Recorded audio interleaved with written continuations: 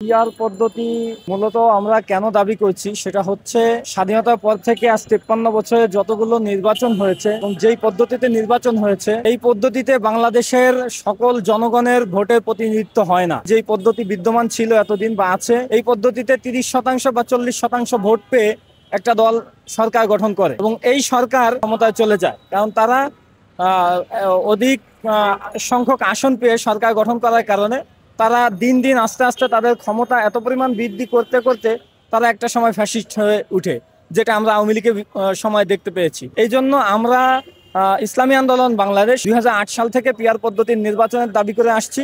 এই 24 আন্দোলনের পরে এটা আমরা একেবারে খুব জোরালো ভাবে দাবি করছি, যেন 24 আন্দোলনের পরে আমরা 24 আন্দোলনটা করেছি বৈষম্যের বিরুদ্ধে, ন্যায় এবং ইনসাফের পক্ষে।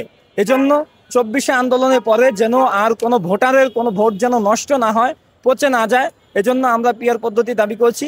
এই পিআর পদ্ধতির মাধ্যমে সকল জনগণের সকল ভোটের প্রতিফলন ঘটে, এজন্য আমাদের পিআর পদ্ধতি দাবি। এবং এই পিআর পদ্ধতির মাধ্যমে যদি নির্বাচনে পরবর্তী সরকার গঠন যেটা হবে সেটা একটা সামষ্টিক সরকার হবে এবং এখানে ভারসাম্যপূর্ণ বজায় থাকবে।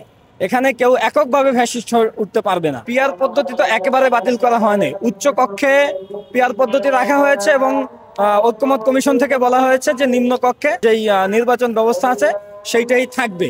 বাকি আমরা এখনো আমাদের দাবি জানায় যাচ্ছে যেন নিম্ন কক্ষেও পিআর পদ্ধতি করা হয়। আমরা সেই চেষ্টা এখনো করে যাচ্ছি এবং আমরা করে যাব ইনশাআল্লাহ।